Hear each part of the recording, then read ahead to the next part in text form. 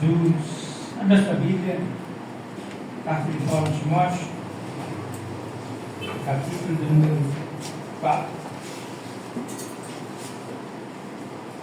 versículo de número 16. A gente percebe que está participando do meio familiar da igreja, a gente chega aqui hoje e faz até conecta. Já percebe que a gente está no lugar, a gente quase membro, né? Ele me ouviu da fé até conectou. E graças a Deus. Vamos lá?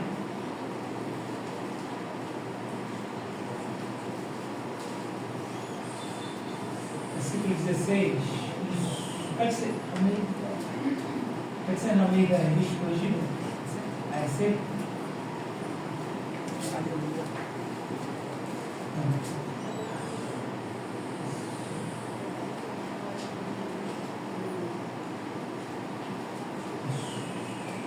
Somente esse versículo. Vamos lá? Pode ler no 3 juntos? Tem cuidado de ti mesmo da doutrina? 1, 2, 3. Tem cuidado de ti mesmo e da doutrina. Persevera nestas coisas, porque fazendo isto, te salvarás tanto a ti mesmo como aos que te ouvem. Pode se assentar, glorificando ao Senhor. Apresentações não são necessárias. Só agradecimento a Deus pela vida dessa igreja, desse ministério. Eu agradeço pela vida dos irmãos. Agradeço muito a pessoa do pastor Isaías, um amigo. Tem sempre um carinho enorme por ele. Estou sempre nas suas orações e também sempre me visitando quando precisa. O pastor Alessandro também, por todo o carinho que se demonstra também com a minha família, essa igreja, esse ministério. Nós já estamos familiarizados, né? Fazer uma carteirinha para poder ser um membro aqui também, da igreja IPADMV. Tem uma frase que fala específica aí? Não?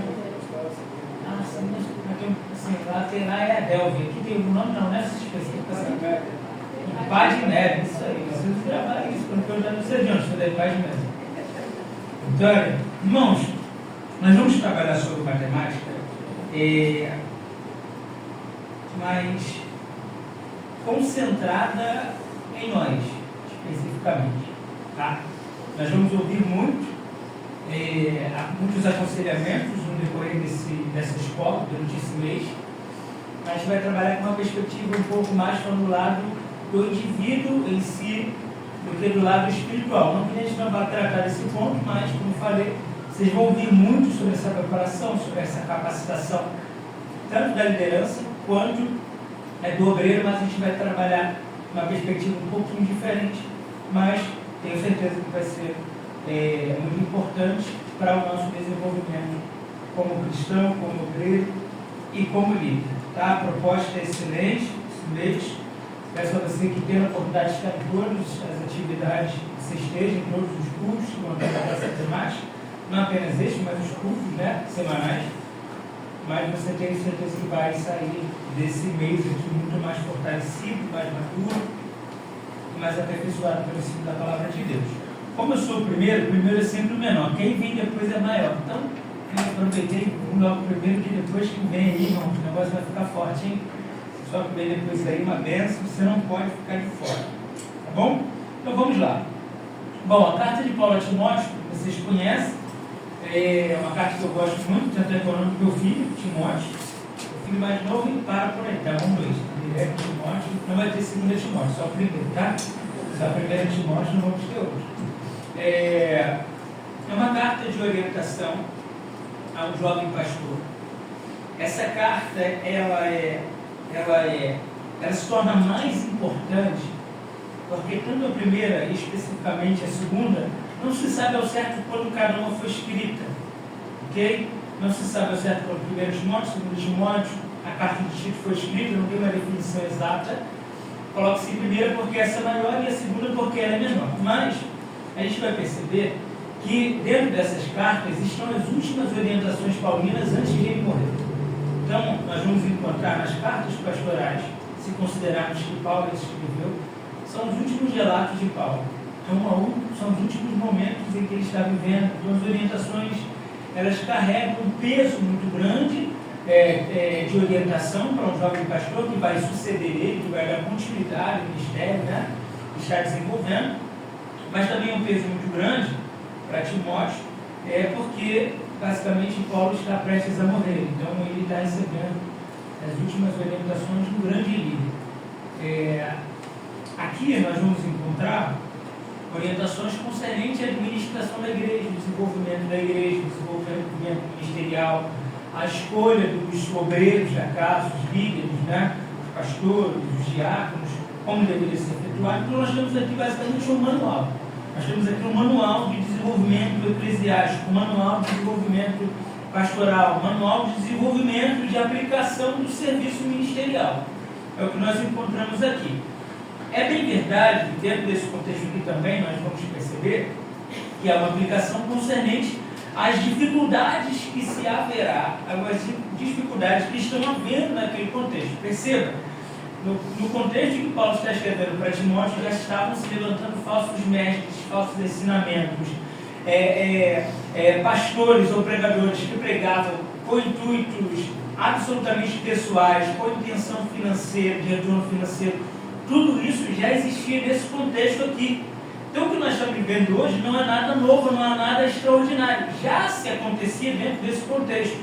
E a preocupação paulina com a orientação para Timóteo, ela também é voltada, não especificamente para uma evangelização. Não é que a evangelização não seja necessária. Mas o foco aqui, paulino, não é a evangelização em si, mas é a conservação, é a preservação da fé, a preservação da integridade cristã, a preservação do caráter cristão, a preservação do ensino bíblico diante de todas aquelas aberrações que estavam surgindo. E aí então ele vai dizer para Timóteo basicamente o seguinte, o que ele diz para Timóteo é basicamente o que a nossa mãe dizia para nós quando nós éramos crianças. E alguém chamava a gente para poder ir para um lugar e a gente falava o seguinte para a nossa mãe: mãe, está todo mundo indo para lá. Aí a nossa mãe respondia o que para nós? Você não é? Basicamente essa é a orientação de Paulo. Paulo está falando, olha, vai haver corrupção, vai haver falsos mestres, vai haver falsos pastores, vai haver falsos ensinamentos, vai haver pessoas que vão pregar, vão servir a Deus por interesse pessoal, mas essas pessoas podem fazer isso. Você não. Mas todo mundo está fazendo, mas você não. Mas todo mundo está fazendo dessa forma, mas você não. Por quê? Você não é todo mundo. Então o primeiro ensinamento que nós temos é que nós não somos todo mundo. Então numa escola de líderes, numa escola de obreiros, em que as pessoas às vezes pensam assim, mas está todo mundo fazendo errado, você não é todo mundo. Ah, mas todo mundo chega tarde, você não é todo mundo. Ah, mas todo mundo faz isso, mas você não é todo mundo. Você sempre tem que se portar de maneira diferente e principalmente de maneira exemplar. Bem, fui. Primeiro sair toda dessa. Vamos lá. Introdução. Vou colocar aí para nós. Bom, é indispensável iniciarmos esta escola de liderança falando do cuidado consigo mesmo, antes da doutrina. Paulo está orientando o jovem Timóteo que a sua saúde pessoal é determinante para o sucesso do seu ministério. E esse tema passa por toda a Escritura Sagrada. Olha só, Paulo está orientando Timóteo, a maneira como ele deve se portar, a questão, até o capítulo 4 aqui, vai falar sobre as advertências dos falsos mestres, e a partir do versículo 6 ele fala sobre um bom servo de Cristo Jesus. Então está falando sobre um bom servo, e aí ele vai falar sobre esse cuidado que Timóteo precisa ter consigo mesmo e também com a doutrina. Ok? Esse tema aqui, ele passa por toda a Escritura Sagrada. Nós vamos perceber que há sempre essa aplicação da manifestação do caráter cristão ou da transformação da vida cristã de dentro para fora. A manifestação ou a transformação da vida cristã de dentro para fora. De dentro para fora. Então a transformação que Deus promove no homem é sempre de dentro para fora. Assim como o seu desenvolvimento cristão. O contrário é sempre condenado por Deus. Então nós percebemos que a vida cristã em si, ela é sempre desenvolvida de dentro para fora e não de fora para dentro. Não é a aparência primeiro para depois ser trabalhado no coração. É primeiro trabalhado no coração para que depois seja trabalhado, ou a consequência de uma transformação no coração deve ser a evidência externa. A boca fala do que o coração está. Então aquilo que é externado é um reflexo de tudo aquilo que está dentro. Quando eu tenho um coração transformado, quando eu tenho um coração santificado, quando eu tenho um coração em que Cristo de fato habita nele, as minhas palavras vão expressar ou manifestar o que está dentro do meu coração. Então o meu exterior, ele revela o que está dentro do meu coração, ele revela o meu interior. 1 Tessalonicenses, capítulo 5, versículo de número 23, você pode abrir aí.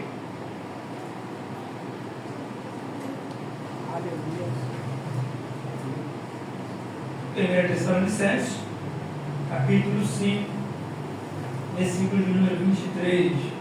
E o mesmo Deus de paz vos santifique em tudo. Em tudo. Olha só, ele não vai começar do corpo, alma e espírito. Ele começa, vos santifique em tudo. Espírito, alma e corpo. Então mostra exatamente o interesse de Deus, não apenas no coração. Porque Deus não é açougueiro, que só gosta do coração. Ah, Deus só quer o teu coração. Não. Ele quer o teu coração, ele quer o teu coração, mas ele também quer as tuas emoções, a tua alma e também o teu corpo. Ou seja, é de dentro para fora essa transformação, essa santificação também acontece de dentro para fora. Nós não podemos negar isso de maneira alguma. O texto de Ezequiel, capítulo 36 e capítulo 37, que nós conhecemos bem, que fala exatamente da renovação, da restauração, do avivamento que Deus propõe à nação de Israel. Ele vai dizer que Deus também trabalha de dentro para fora. Tanto é que depois da estrutura corpórea já estabelecida, depois de que estabeleceu os ossos voltaram ao seu lugar, depois os nervos, depois a pele, o corpo ele está ali pronto, mas ele ainda está inanimado, ele não tem vida. Porque o que propõe vida é o Espírito. Não adianta nós termos uma boa aparência, se não tem o Espírito não dá. É o Espírito que nos promove vida, é o Espírito que nos dá de fato a vida verdadeira. Enquanto nós temos o corpo e o Espírito não habita nesse corpo, a nossa vida é absolutamente vazia. Então é sempre de dentro para fora, é sempre uma ação interna para o externo. Capítulo 23 do Evangelho de Mateus, versículo de número 26 a 28, vai trazer exatamente o contrário. Ele vai aplicar sobre os fariseus, que são hipócritas, e vai compará-los a sepulcros caiados. Ou seja, eles têm aparência, mas internamente estão podres. Então Deus sempre condena essa aplicação ao contrário. Por exemplo, ele vai escrever lá em Joel, vai dizer o seguinte: eu quero que vocês rasguem não apenas as suas vestes, mas o seu coração. Então a gente vai trabalhar nessa perspectiva, do interno para o externo. Primeiro eu, para que depois o exterior possa ser desenvolvido. Primeiro cuidado para comigo mesmo, para que então eu possa executar a obra de Deus. Então a gente vai trabalhar sempre nessa perspectiva. O cuidado primeiro precisa ser comigo, para que depois eu consiga executar a obra. Amém? Próximo passo aí. Quando consideramos esse princípio no âmbito de desenvolvimento ministerial, não é diferente. É possível identificar nos ensinos bíblicos a importância do caráter para a escolha do obreiro, além do bom relacionamento conjugal, familiar e interpessoal. Então preste atenção, nós já entendemos que Deus trabalha numa perspectiva diferente. Ele não trabalha de fora para dentro, de dentro para fora. Ele não trabalha com a questão do dom, que é uma exposição, mas do caráter. O caráter é algo que nós carregamos dentro de nós. A manifestação do dom hoje para nós é muito supervalorizada. Nós celebramos o dom, nós valorizamos o dom, enquanto Deus celebra o caráter do homem. Então perceba, no desenvolvimento ministerial, no desenvolvimento de uma liderança, de acordo com os ensinamentos bíblicos, primeiro é a questão moral. Primeiro é o caráter. E aí quando nós vamos ler as cartas aqui pastorais, principalmente, a carta aqui escrita de Paulo a Timóteo, quanto também escrita a Tito, você vai ver Paulo estabelecendo o seguinte: olha, para poder você escolher o obreiro, ou Timóteo, ele tem que ser marido de uma só mulher, ele tem que dar um bom testemunho, ele tem que ser uma referência dentro do seu lar.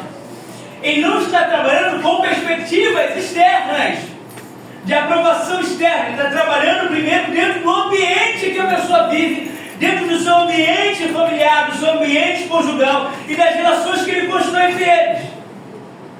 Então não adianta, irmão, nós queremos ser excelentes líderes, excelentes obreiros, excelente estudo na igreja, se nós primeiro não formos para dentro de nós, para dentro do nosso lar, para a nossa família, para os nossos filhos, para os nossos cônjuges.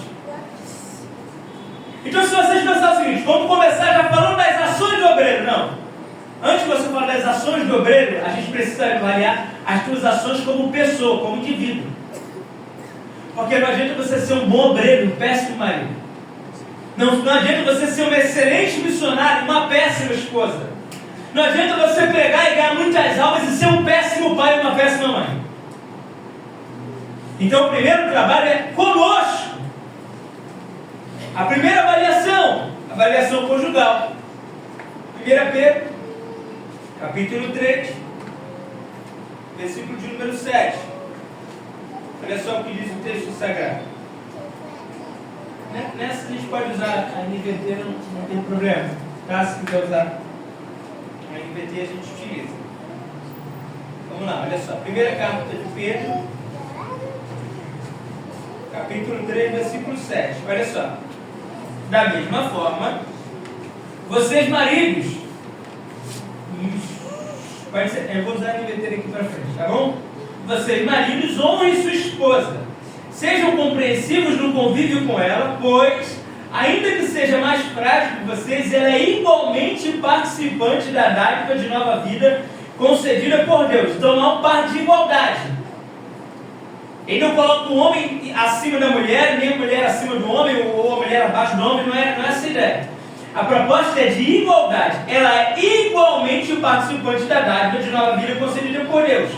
Tratem-a de maneira correta para que nada atrapalhe as suas orações. Então perceba, o bom relacionamento conjugal implica nas minhas orações a Deus. A minha oração a Deus pode não ser ouvida, pode não ser respondida, pode não ser considerada se eu trato mal o meu cônjuge. E a verdade também para o próximo, tanto do homem para com a mulher, quanto da mulher para com o homem. Se a tua vida com o teu cônjuge não é saudável, não espere que o teu relacionamento com Deus seja extraordinário.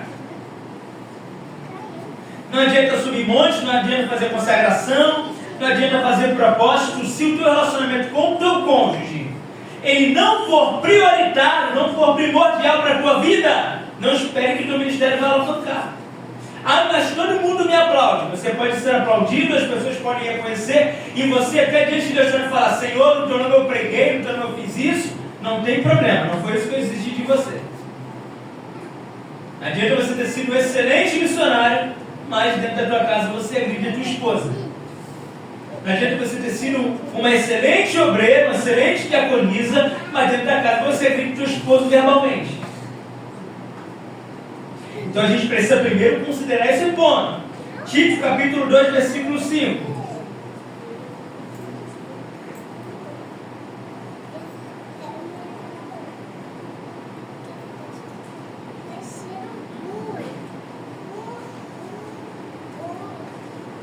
Vou ler a partir do versículo 3. Semelhantemente, as mulheres mais velhas devem viver de modo digno.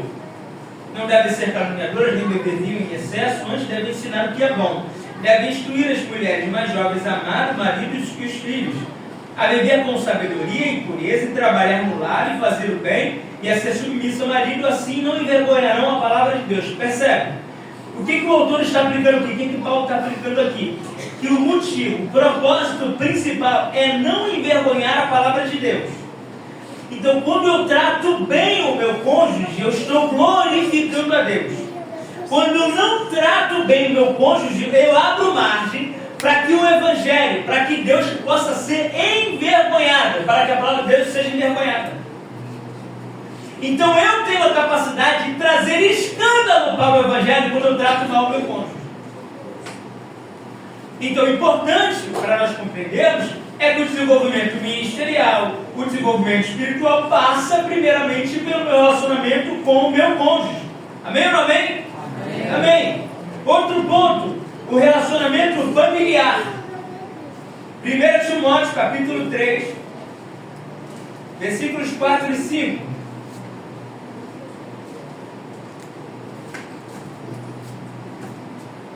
Está falando aqui sobre o líder, sobre o obreiro, sobre o bispo, tá? Aí ele fala o seguinte: pois se um homem não é capaz de liderar a própria família, como poderá cuidar da igreja de Deus? Tá? Deve liderar bem a própria família e ter filhos que o respeitem e lhe obedeçam.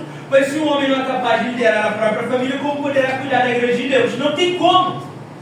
O que nós vamos é o seguinte: se o primeiro ministério do homem não é a igreja, não é o ministério pastoral, não é o presbitério, não é o diaconato, não é as missionárias, não é o obreiro, não é esse. O primeiro ministério que foi dado ao homem é a sua família, é a sua casa. Agora, se você não zela pela sua casa, como é que você vai zelar pelas coisas de Deus? Deus estabelece primeiro o quê? A igreja ou a família? Primeiro a família. Então, se você não zela por essa família, como é que você vai falar para mim? Não, Deus, eu tenho que cuidar da tua casa muito bem, tá? Mas e a tua família? Irmãos, eu não quero ser aqui radical ou ignorante de entender que temos dificuldade no nosso contexto familiar, de que há filhos que se afastaram e o pai orienta o filho, das orientações do filho se afastou, e não é essa a questão. Tá? A gente compreende que há suas exceções. Há o pai que ensina, orienta, guia o filho, mas o filho decide. Então ter uma outra atitude, escolher um outro caminho, não é essa a questão. Eu quero falar que você é um péssimo pai porque o seu filho saiu da igreja. Não. O que eu quero dizer para a aplicação que o autor está trazendo para nós é que nós precisamos ter essa questão da liderança. Porque às vezes, embora o filho não esteja na presença de Deus, ele respeita a sua liderança dentro do seu lado. Então o posicionamento como líder do lar, ou como a mãe, né, como auxiliadora do pai, dentro do desenvolvimento do lar, é mais importante do que o desenvolvimento ministerial executado na casa de Deus. Só que às vezes a gente inverte essa prioridade. A gente tem tempo para a igreja, a gente está na consagração, está no culto, mas a gente nunca está para a família. Aí o filho cresce, não vê o filho crescer, não aproveita o tempo com a esposa, não aproveita o tempo com os filhos, não aproveita nada, depois fala: ah, meu Deus, perdi os meus filhos por uma ignorância minha de valorizar mais o tempo do que a minha casa. Eu tive uma experiência com um jovem, aqui nesse bem de material de construção, aqui na Benfica, Obra Max. Fui lá na Obra Max, foi minha esposa, filhos, fui lá comprar um negócio lá para minha cunhada. E aí na hora de comprar, aí o moço perguntou: qual é o endereço da sua casa? Qual é a referência? Aí ela falou assim: a casa, pode usar o termo, está gravando? Tá, né? Um centro espírita, deu exemplo, a referência do centro espírita, né? E aí, se a gente falar outros termos, a gente acaba pensando agressivo demais, tem que ser bem cuidado. Um centro espírita, eu falei: pô, logo o centro espírita. Você me refere numa igreja. Aí o rapaz que estava dentro falou o seguinte: Deus me livre, uma igreja, prefiro mais o centro de macumba do que uma igreja. Eu falei: que isso, rapaz? Fiquei assustado com ele, fiquei indignado. Não, que isso? Eu me escutei: calma. Eu falei: não, calma, eu quero entender por que ele falou isso. Mas por que você falou isso? Por quê? Porque meu pai ficava enfurnado na igreja. Ele viveu a vida dele enfurnado na igreja e ele abandonou eu e minha mãe em casa. Ele só vivia dentro da igreja. Aquele jovem, ele era homossexual. Então entenda o seguinte: nós estamos numa escola de líderes, uma escola de preparação de obreiros. E Deus está nos chamando a atenção para: seja um excelente obreiro. Mas antes de ser um excelente obreiro, seja um excelente pai. Seja uma excelente obreira, seja uma excelente líder. Mas antes de ser uma excelente líder, ou tão bom quanto ser uma excelente líder, seja um exemplo de mãe, seja uma referência dentro do seu lar. Porque às vezes, irmãos, a gente está tão apegado a tantas coisas de caráter ministerial que nós abandonamos ou esquecemos de dar devido valor à nossa família. E aí depois fala: meu Deus, como é que eu perdi minha família? Quanto eu perdi quando você deixou de valorizar a tua família? Amém? Capítulo 5, versículo 8.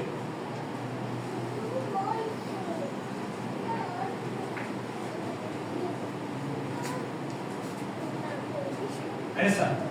Aqueles que não cuidam dos seus, especialmente dos de sua própria família, negaram a fé e são piores do que os descrentes. Isso aqui é pesado demais.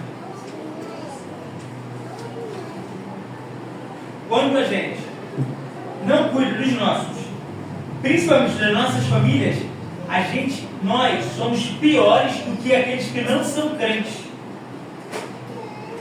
Da glória. Então isso é para a nossa reflexão concernente ao que nós estamos fazendo com as nossas famílias. O que nós estamos fazendo com a nossa vida conjugal. E aí um outro ponto que interfere é o relacionamento interpessoal.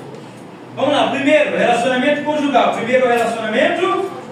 O segundo, familiar. O segundo. E o terceiro, interpessoal. O terceiro, interpessoal. Conjugal, familiar e interpessoal.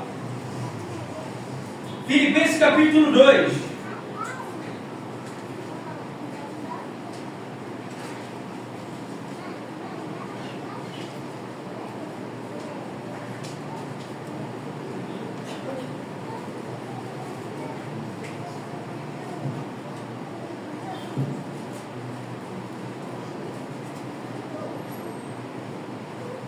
Versículo de número 3.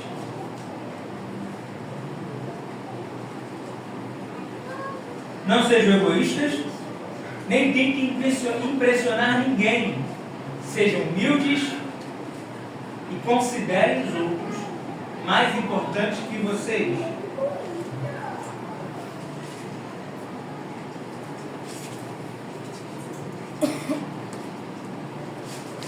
Mateus capítulo 5, versículo 23 e 24.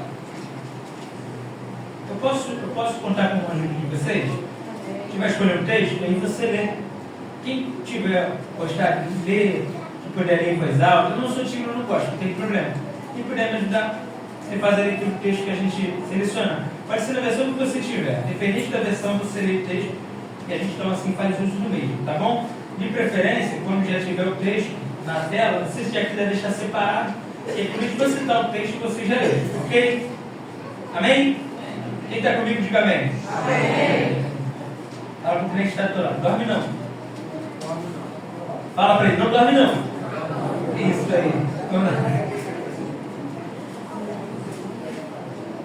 Vamos lá. Mateus capítulo 5, versículo 23 e 24. Está até aqui na tela, se alguém quiser ler em voz alta, ele pode ficar à vontade. Portanto, se você estiver apresentando uma oferta no altar do templo e se lembrar de que alguém tem algo contra você, deixe sua oferta ali no altar, vá, reconcilie-se com a pessoa, então volte e apresente a sua oferta. Então olha só, nós temos aqui uma aplicação que é feita pelo próprio Jesus, concernente à importância do relacionamento interpessoal. Eu acho que eu já falei isso aqui em alguma outra ocasião, não me recordo mais, vem à tona novamente a temática. Ele traz, primeiro, que eu preciso considerar o próximo superior a mim mesmo, em que eu não devo beijar, não devo buscar o mal, mas buscar o bem dele, quando nós somos um corpo. Nós vamos falar disso mais para frente. Nós somos um corpo, nós estamos unidos em Cristo Jesus, e em Cristo Jesus somos uma família. Então, ele vai aplicar aqui em Mateus que mais importante do que a minha oferta, é a minha comunhão, meu relacionamento com o meu próximo. Então, dá uma olhadinha para essa pessoa do teu lado aí, dá uma olhadinha para a direita, para a esquerda, para quem está para a parede, olha só para a direita e só para a esquerda. Então, a tua oferta, ela não é mais importante do que o teu relacionamento com essa pessoa que está do teu lado. E aí, entenda, a oferta aqui, a nossa oferta a Deus não é apenas uma oferta financeira. Nós também ofertamos ou devotamos a nossa vida, o nosso serviço. Eu como líder, eu como obreiro, eu ofereço o meu serviço. Eu ofereço a minha vida em serviço a Deus. Quando eu sirvo o meu próximo, eu não estou servindo apenas a Ele, eu estou servindo a Deus. Cristo entrega a sua vida por nós em serviço a Deus. Então, quando eu sirvo, eu como líder, sirvo o meu próximo, eu estou servindo a Deus. Então eu preciso entender que essa minha oferta, ela precisa de antemão estar selada pela minha comunhão com o meu próximo. Senão, meu irmão, você pode dedicar 48 horas do seu dia a fazer a obra de Deus, a ser um ativista. Mas se você não tem comunhão com o teu próximo, desculpa, as tuas 48 horas de oração dentro da igreja foram inúteis.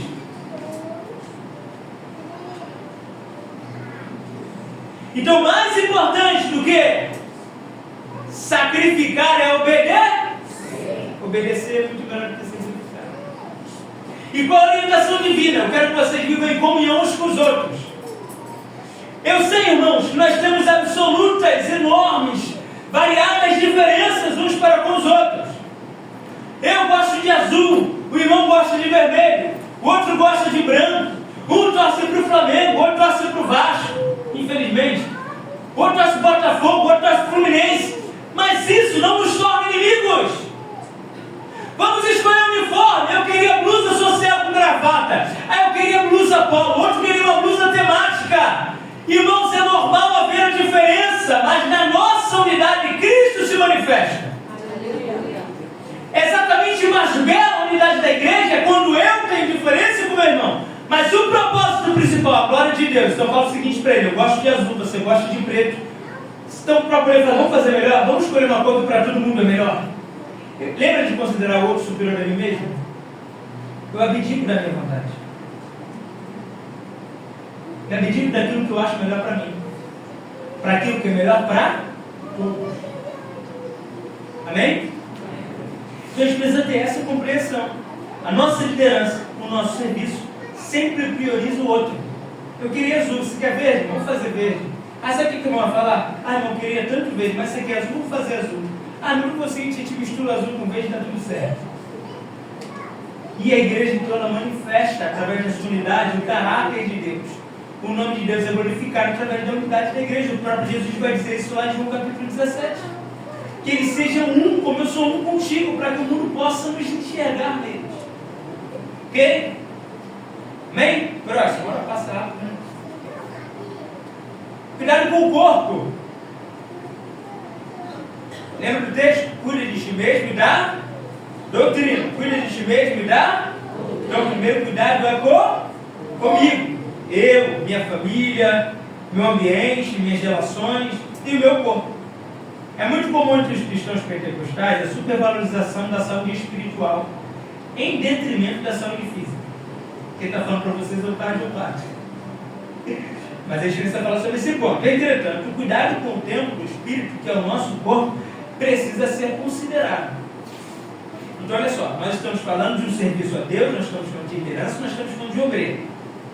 Se o obreiro, se o líder, ele não tem cuidado nas suas relações, não tem cuidado familiar, não tem cuidado com o seu corpo, o seu trabalho fica comprometido. Vamos considerar o seguinte: um atleta de futebol. Um atleta de futebol, agora eles chamam de atleta de alto rendimento. Um atleta de alto rendimento, ele só consegue alcançar um alto rendimento, um bom desenvolvimento da sua profissão, da sua modalidade, se ele se dedicar, se ele treinar, se ele se aplicar. O próprio apóstolo Paulo, quando fala com Timóteo, ele fala sobre isso, ele faz comparação tanto ao atleta, quanto também ao soldado, que fala dessa aplicação, desse comprometimento, poderia ter colocado essa referência aqui, mas não coloquei, desse comprometimento com o serviço. Então, o soldado que milita não se embaraça com os negócios dessa vida. Aquele que corre não é coroado, se não ele exercitar de maneira legítima a sua atividade. Então nós precisamos agir de maneira legítima e também precisamos estar comprometidos com aquilo que Deus nos confiou.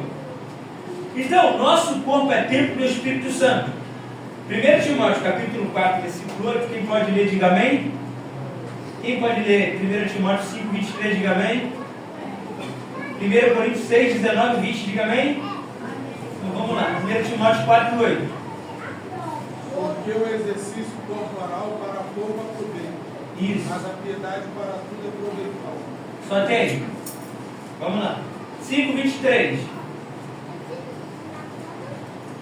Não bebas mais água só, mas use de um pouco de vinho por causa do teu estômago e das tuas frequentes enfermidades. Isso.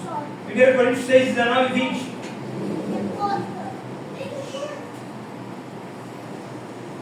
Tesouram para si mesmo um bom fundamento. Não. 1 Coríntios 6, 19. Vai. Deixa.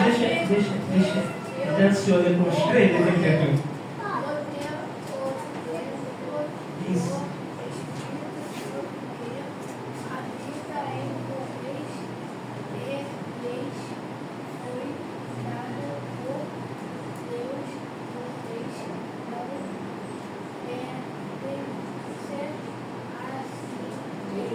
Amém. Obrigado, tá? Que é um momento também de desenvolvimento. É uma escola, então a gente abre esse espaço, quer estar quer interagir, quer participar, está desenvolvendo a leitura, então a gente vai, tá bom?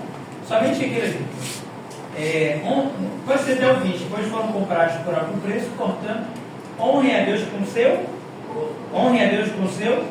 Então percebe. A próxima slide, por favor. A prática de exercícios físicos traz incontáveis benefícios tanto para a saúde física como mental, impactando em todos os aspectos da vida do praticante. No entanto, para que as diferenças sejam sentidas, é importante que os exercícios sejam levados a sério como um hábito. Então, entenda. O primeiro texto que foi lido, ele está falando o seguinte, que o exercício corporal, na versão Revista diz é de pouco proveito. Mas na NVT já vai trazer que ela também é proveitosa, mas ela não é mais proveitosa do que a espiritual. Então ela não está negando a questão do exercício físico. É claro que há pessoas que supervalorizam a questão física em detrimento da sua espiritualidade. Mas aqui a proposta do autor é exatamente nós considerarmos, a nossa proposta aqui é exatamente considerar que o nosso corpo também precisa ser cuidado. Porque nós também vamos dar a resposta, dar satisfação, ou apresentar a Deus também aquilo que nós fazemos com o nosso corpo. Então perceba, se um atleta ele não cuida bem do seu corpo, ele vai conseguir desenvolver bem a sua profissão, o seu esporte? Sim ou não? Não. Então, a vida cristã também precisa ser considerada desta mesma forma. Nós precisamos ter um cuidado com o nosso corpo. Irmãos, tem pessoas que elas são cansadas com tudo. Só vivem cansadas. Outras só vivem com dor no joelho, outras dor nas costas, outras dor de cabeça. E às vezes, isso estou dizendo que a gente não possa ter, é claro que a gente está sujeito. Mas às vezes isso não é demônio. Às vezes isso não é espiritual. Às vezes isso é falta de exercício físico. E isso compromete o teu desenvolvimento na obra. Não sei se esse relato é verídico, só uma pesquisa verídica, mas algumas pessoas eu já ouvi dizer que uma pregação de 45 minutos a 1 hora, elas equivalem a 8 horas de trabalho. Acho que é por isso que eu aposentei cedo.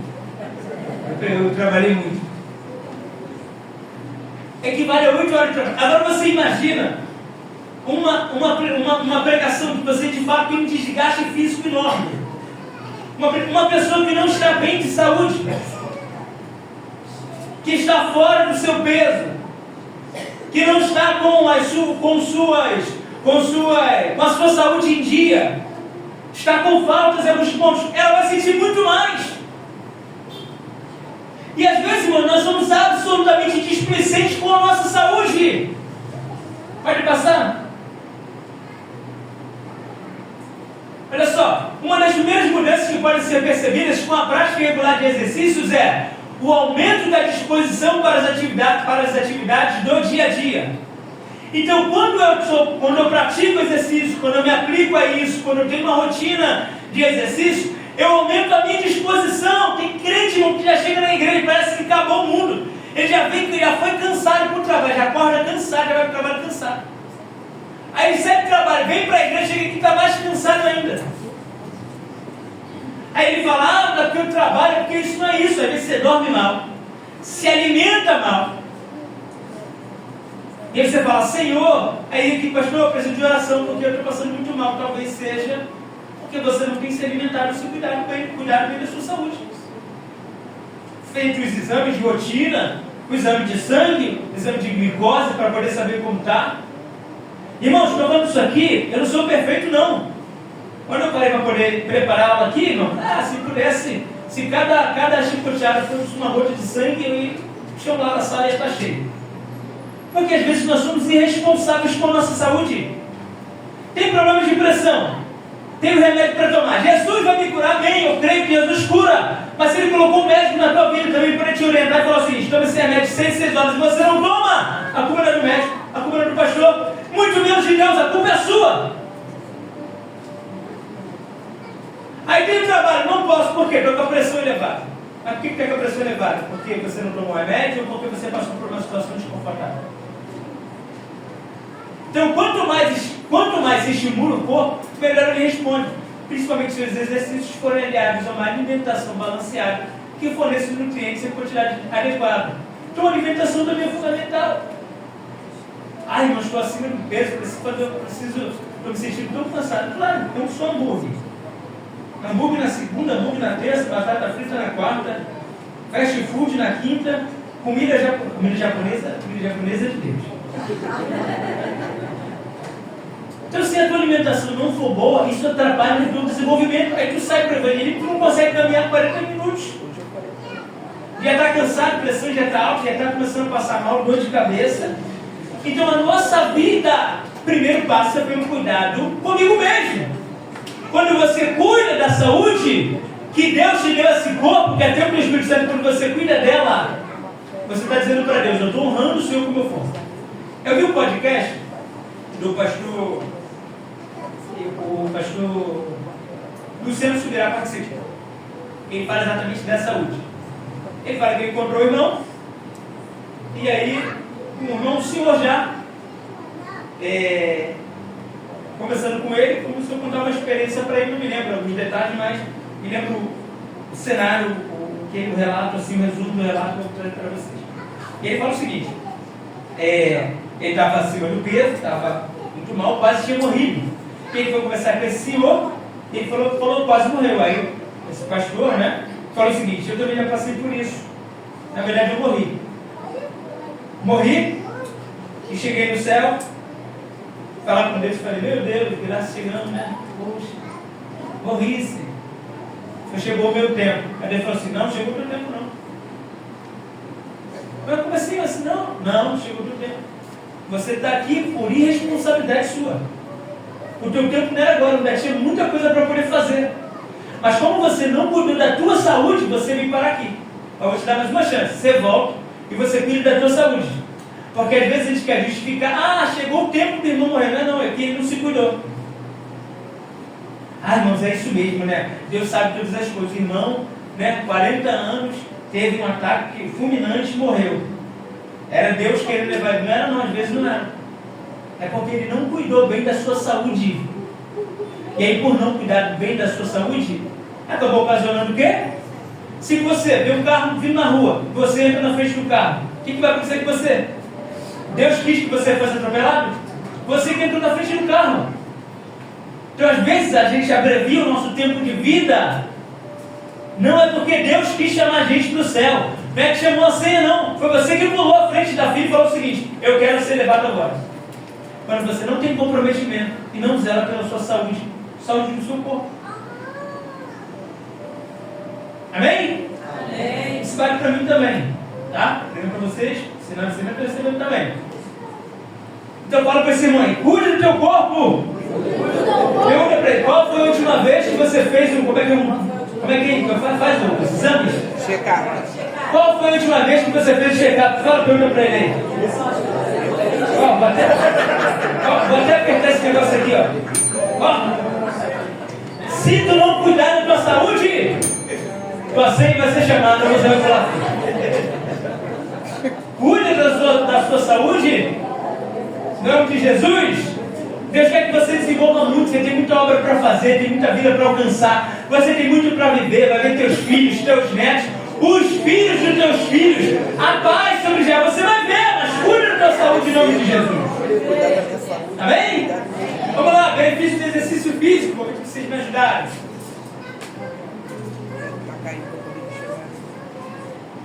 Dá para ler? Dá para ler? Diga amém. Amém. Primeiro lá, benefício do exercício físico. Redução da pressão arterial. Segundo, melhora das estruturas ósseas e musculares. Está vendo aí você que está com uma questão óssea aí, ó? Osteoporose. Quer fazer exercício? Vamos lá, o próximo. Ajuda respirar toda semana, irmão. Pastor, não vou hoje, não vou respirar. 15 dias depois, pastor, não vou respirar de novo. Nunca pode sempre estar respirado. Mas é engraçado que vai trabalhar respirado, mas para a igreja não pode respirar. Pelo amor de Deus. Olha lá, prevenção de osteoporose, diabetes, risco de infarto. Melhora a postura de eventuais dores. Ação contra a obesidade, doenças associadas a ela. Melhora o HDL, que é o colesterol bom, e diminui o colesterol ruim. Tem mais. Aumento da resistência de músculos, ligamentos e tendões. Melhora do sistema cardiorrespiratório, contribuição para a absorção de nutrientes pelo organismo. Retardamento do envelhecimento. Olha para esse lado do irmão, ver se ele está ficando velho. Não fala nada para ele. Mas se ele estiver envelhecendo rápido, talvez ele não esteja fazendo exercício físico. Pelo amor de Deus. Melhora a qualidade do sono, dorme melhor. Acorda mais bem disposto. Amém? Tudo isso porque você cuida da sua. A partir de hoje vai começar uma série de exercícios. Uma caminhada. Começa uma caminhada de 5 minutos. Depois 10 minutos. Daqui a pouco você vai caminhar. Você vai fazer disso uma prática. E aí você vai melhorar a sua saúde. Você vai melhorar o seu desempenho como indivíduo. Vai melhorar o seu desempenho também na igreja. Vai chegar na igreja mais disposto. Vai estar mais disposto para fazer as coisas. A gente desanimado. Sempre se arrastando. Que coisa. Sabe o que eu estou tão cansado. Os crentes que, meu Deus. Vamos lá. Próximo. Além de trazer melhorias para a saúde do organismo, a prática de exercício físico traz diversas vantagens para a saúde mental, emocional e também para o cérebro. Olha lá, combate os hormônios. Depois eu posso mandar depois eu compartilho com a igreja. Depois a gente pode combate os hormônios ligados ao estresse. Está vendo aí? Você que só vive estressado? Talvez isso não é que, não é meu marido que estressa, não, porque você não está cuidando bem da sua saúde. Aí você justifica que é o teu marido que te estressa. Aí eu não falo, estou perdendo os cabelos porque a mulher está me estressando. Às vezes porque você não está fazendo exercício. Desculpa. Tem meus irmãos que tem. Fala para aquele que tem. Um dia você também pode ficar assim. Então olha só, combate os hormônios ligados ao estresse. Aumenta a serotonina, que é o hormônio do bem-estar. Aí vai o obreiro na igreja, está na portaria, vai o Senhor. Meu Deus, você acaba de chegar na igreja, o irmão te recebe como estressado. Aí ele pega todo o estresse que ele está carregando com ele, carrega em cima do irmão, não tem nada a ver. Aí ele fala, irmão, você é inimigo que está dizendo, não, é você que não tem cuidado bem com a tua saúde. Talvez esse estresse que você está vivendo é falta de cuidado com a tua saúde. Falta de bem-estar, alegria, satisfação. Aí na igreja ficaram emburrados. Parece que ele comeu, como é que fala? Comeu limão, comeu limão. Entra na igreja, sai da igreja, vai ser irmão. Não tem líder estressa todo mundo. Aí está com um problema pessoal, problema na vida conjugal, problema na vida familiar. Aí descarrega em cima de quem? Do liderado. Chega aqui, uma reta liderada. É isso, você é isso, aquilo, outro estressado. Então, a gente precisa entender que nem tudo é o demônio, tudo é espiritual. Se você talvez cuidasse melhor do seu corpo, você teria um melhor bem-estar. Pode passar. Certo? Vamos lá, quem vai me ajudar a ler aí? Vamos lá. Combate os hormônios ligados ao estresse. Aumenta a serotonina, hormônio do bem-estar. Pode agir como válvula de escape para problemas do dia a dia. Ajuda a desenvolver e aumentar a autoestima. Melhora o fluxo de sangue para o cérebro. Desenvolvendo raciocínio e memória para melhorar as funções sociais.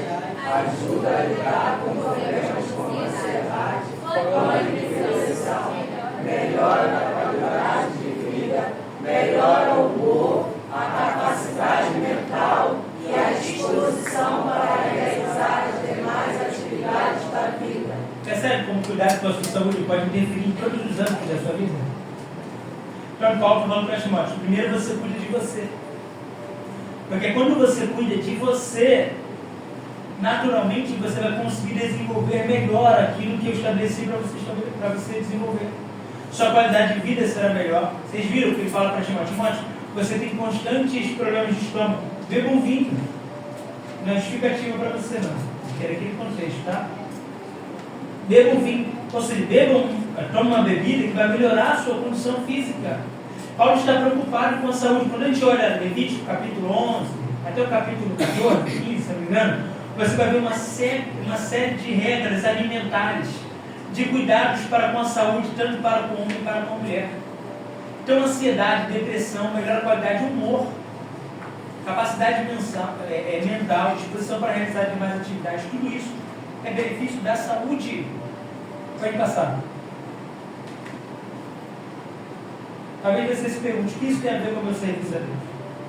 O que isso tem a ver com o meu serviço a Deus, com a minha liderança e com o meu desempenho? A resposta é tudo. Uma vida saudável, como revelado pelas pesquisas apresentadas, nos coloca em condições favoráveis para servir a Deus e ao nosso próximo. Quanto melhor você está, você consegue servir melhor aos outros. Eu preciso amar o próximo como eu amo a mim mesmo. Se eu não cuido de mim, como é que eu vou amar o próximo? Se eu não amo o meu corpo, como é que eu vou amar o meu próximo? Se eu não amo mim mesmo, como é que eu vou amar o meu próximo? Então você precisa saber se cuidar, para que você também possa cuidar do próximo. Próximo slide. Amém? Amém? Para um líder que está sob pressão, estressado, cansado, se sentindo sobrecarregado, é necessário assumir o autocontrole emocional, ter domínio próprio, conduzir suas emoções e não ser guiados por elas. No contexto que a gente está vivendo, social, nós estamos vivendo realmente um contexto em que as emoções elas têm guiado mais as pessoas do que a razão. As pessoas são muito mais levadas pelas suas emoções do que em si pela razão. As emoções têm guiado as pessoas e essas pessoas que são guiadas só pelas emoções, elas têm resultados desastrosos, porque elas não pensam para agir, elas sentem para agir. E quando você só age a partir da tua emoção e não a partir da razão, você acaba colhendo frutos amargos. Vai passar. Então percebe, se nós não assumirmos um autocontrole, se nós não tivermos autocontrole para nossas emoções, a gente acaba se prejudicando. Então os crentes que não têm autocontrole, e isso é um fruto do Espírito, eles acabam agindo com fragilidade diante das pressões ministeriais. Eles acabam não se portando como deveriam se portar. Eles acabam tendo uma baixa frequência nos cultos por chateação, por insatisfação. Então nós precisamos nos posicionar e assumir o controle. Aquele texto ali de 1 Coríntios 16:13 foi a festividade de vocês aqui. Queria ministrar que o Cristo foi crente no Estado. Portais-vos varonilmente, não é isso? Então eu estou falando de uma postura. Às vezes, irmãos, nós não temos um domínio próprio. A gente sempre vive debaixo das emoções. Aí numa primeira pressão ministerial, eu quero largar tudo. Ah, sim, não dá assim para mim não. Ah, eu cansei já. Primeiro problema. Pastor, ele estabelece nova liderança. Aí primeiro problema já quer ir embora. Não consegue ter um autocontrole diante das adversidades. É desde porque essas pressões impeçam a desenvolver um bom trabalho.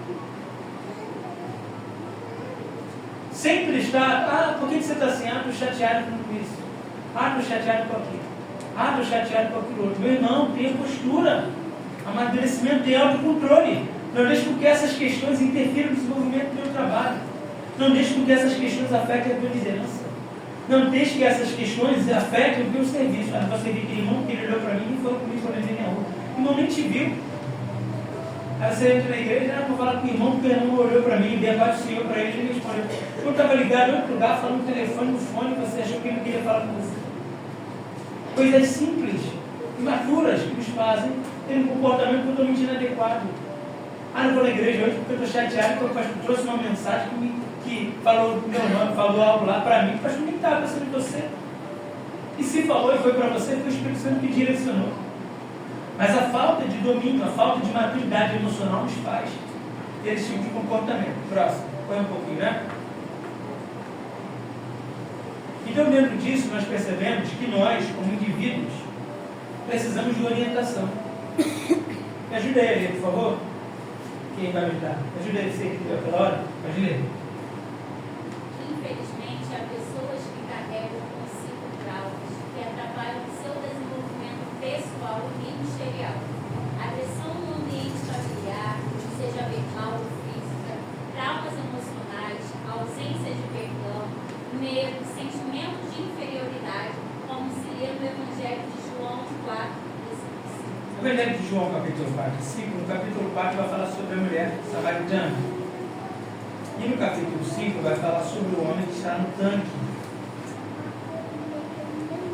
Nesses dois casos, nós temos um relato de pessoas que carregavam traumas consigo mesmo, feridas consigo mesmo. No capítulo 5, quando Jesus vai falar com aquele homem, tem o seguinte: quer explicação, ele começa a falar um monte de coisa.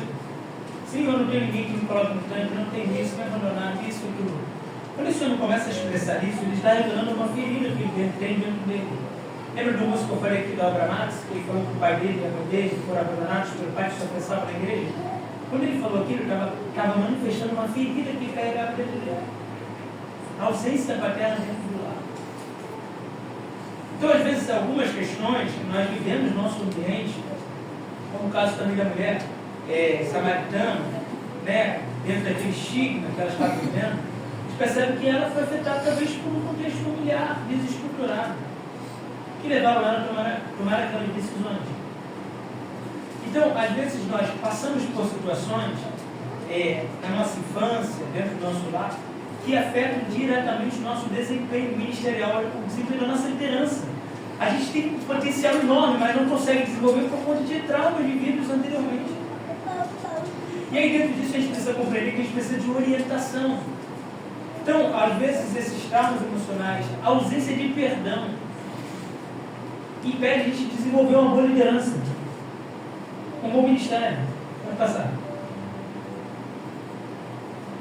Para isso, Deus colocou para nós a figura pastoral. Tem um pastor para te orientar. Quantas vezes você foi procurar a orientação do pastor? Pastor Isaías, pastor Alessandra, capacitados, orientados por Deus para te orientar. Próximo. Profissionais de saúde mental e emocional. Se faz necessário considerar os profissionais da área de saúde que podem nos ajudar a superar determinados obstáculos que nos impedem de avançar. Psicólogos, terapeutas, psicanalistas, são profissionais, são profissões que, devido a sabedoria concedida por Deus, são usados para nos ajudar. Talvez o que você precise seja uma sessão terapêutica. Davi, a palavra não cura? Claro que cura. Jesus não cura? Claro que cura. Mas ele também designou pessoas para poder desenvolver, para poder te ajudar. Senão não precisaria de pastor. É engraçado. Quando você está com problema cardíaco, você vai aonde? Quando você está com problema de vista, você vai aonde? Aí esse serve, mas aí falando de psicólogo não serve. Esse serve, mas falando de psicanalista não pode. Esse serve, mas falando de psiquiatra não, isso aí não. Só vai aquilo que a gente quer.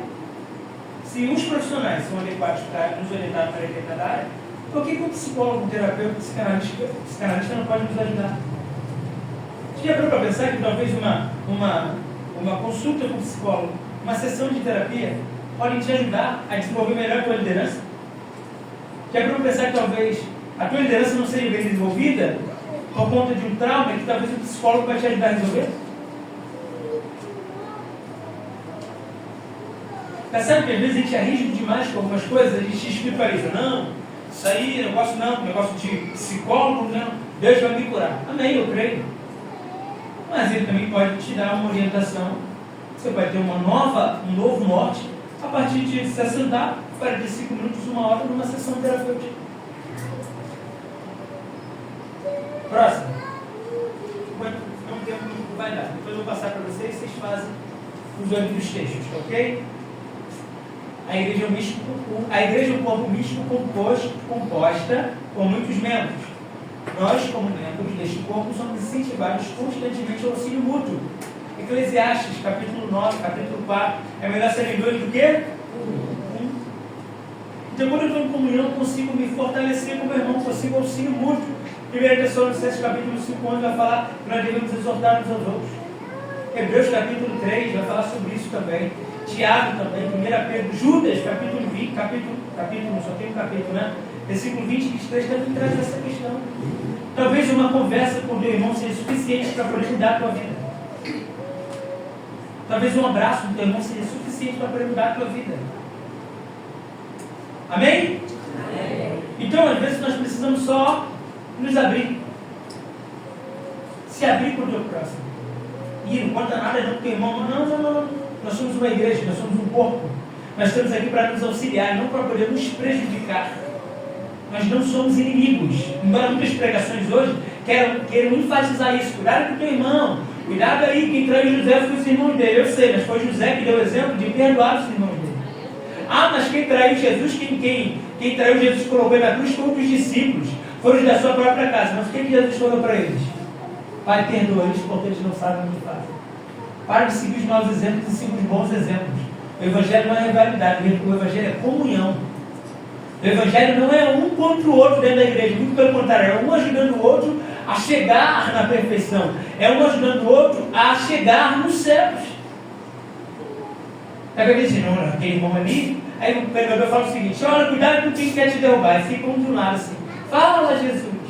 Aí o outro lá, é isso aí, parece que a gente quer ensinar Jesus como se ele estivesse falando com o outro. Fica uma guerra na igreja. Aí Jesus, revela mesmo, fala tudo. Jogando verde para o irmão lá do outro lado.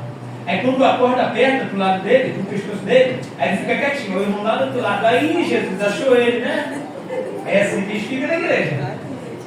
Tem os crentes que são assim. Aqui não tem não, só lá na Delta. Aqui não tem esse negócio.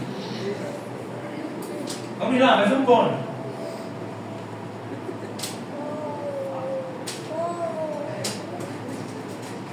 A importância do lazer e do descanso. Cuide de ti mesmo e dá. O primeiro que preciso cuidar de. Se eu não cuido de mim, eu tenho como cuidar do outro.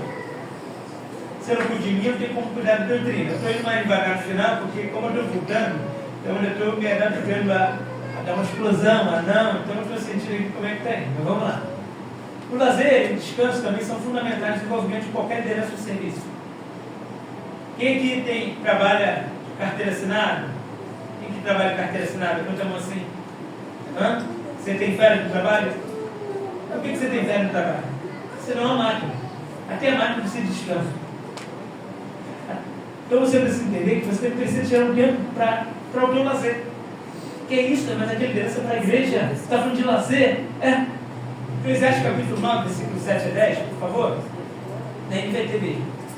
Que aqui ele fala o seguinte: que o óleo nunca falta chorar na tua cabeça e seja sempre branca das tuas vestes. Não é isso? Olha só o que quer dizer na NVT. Portanto, coma sua comida com prazer e beba o seu vinho com alegria, pois Deus se agrada disso. Vai continuar. Vista roupas elegantes e perfumes. Viva alegremente com a mulher que você ama todos os dias dessa vida sem sentido, que Deus lhe deu debaixo do sol, pois essa é a recompensa por todos os esforços desse mundo. Deus tem prazer quando você desfruta do teu salário. Deus tem prazer quando você cuida e vive com a tua esposa, valoriza a esposa. Tem casais aqui? Tem casais? Isso, muitos casais, né? Desfrute da tua vida com a mulher da tua mocidade. Até mesmo, eu sei que tem crianças aqui, mas eu preciso falar, até mesmo na relação sexual melhora o teu desempenho, no teu bom humor.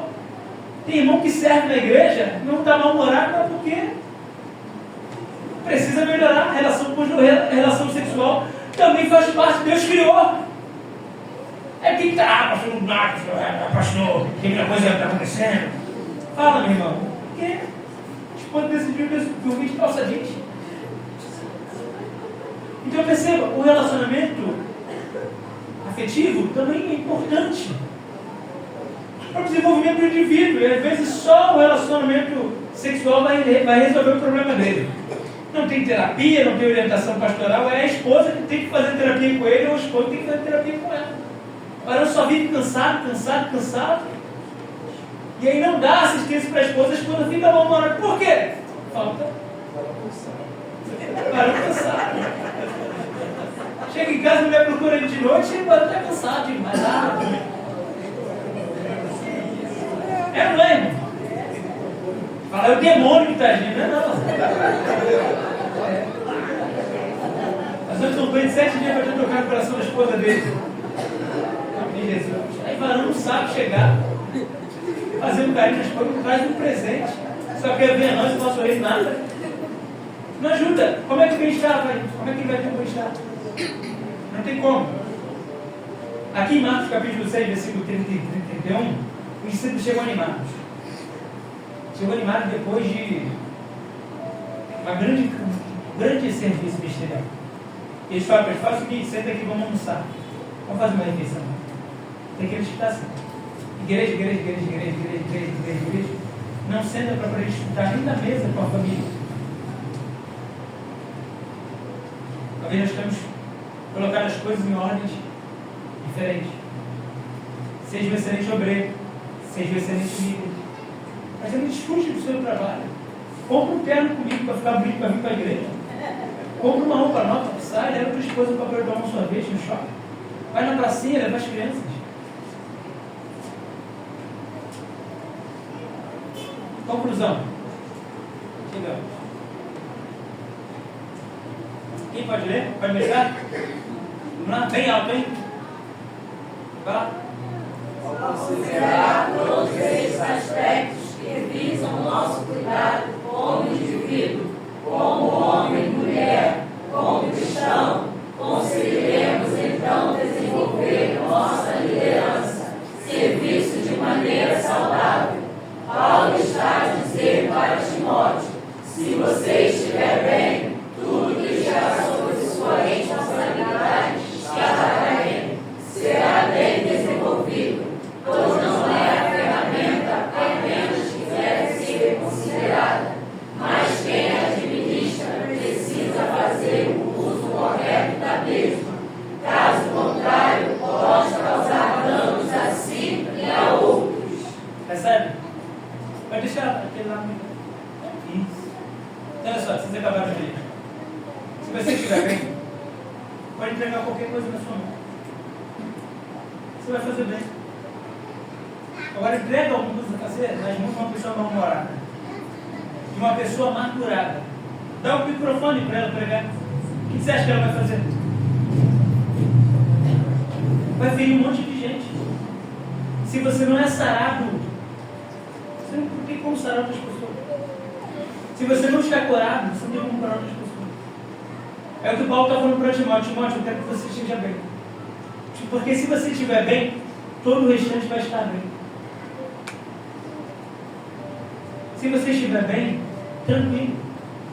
Pode colocar qualquer coisa na sua mão que você vai desenvolver bem. Agora, se você não estiver, meu irmão, talvez é melhor não fazer. Pastor, eu não estou bem. Eu preciso melhorar.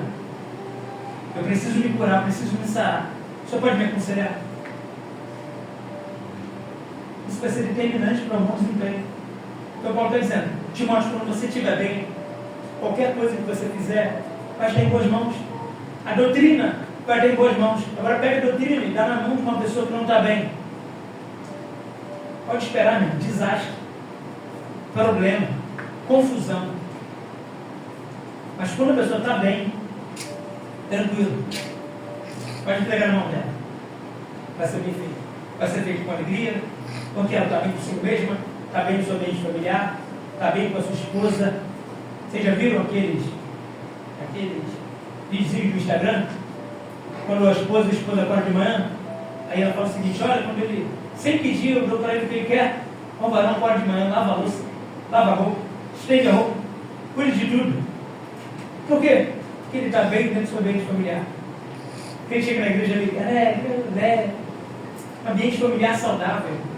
Ele é bom para a igreja e os filhos dele não testemunham. Meu pai é exatamente isso dentro de casa.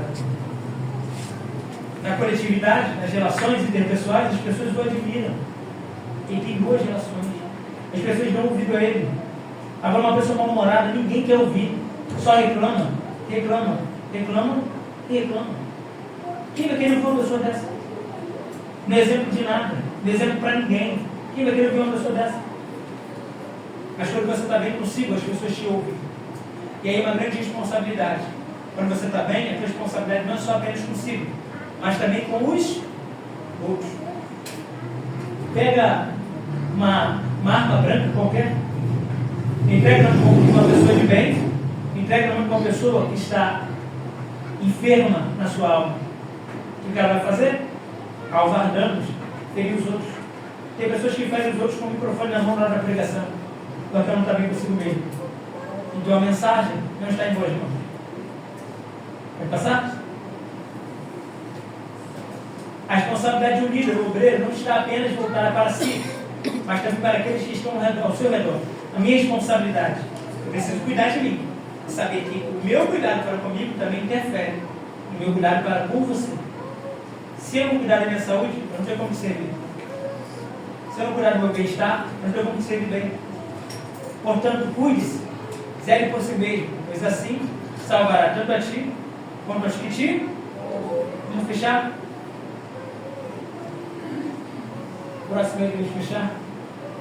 Terceira carta de João, capítulo 1, versículo 2. Amado, desejo que te vá bem em todas as coisas e tenha saúde, assim como bem vai a tua. Se a alma estiver bem, todo o restante vai estar. Coloque de pé nessa noite. Amém? Fazer uma oração.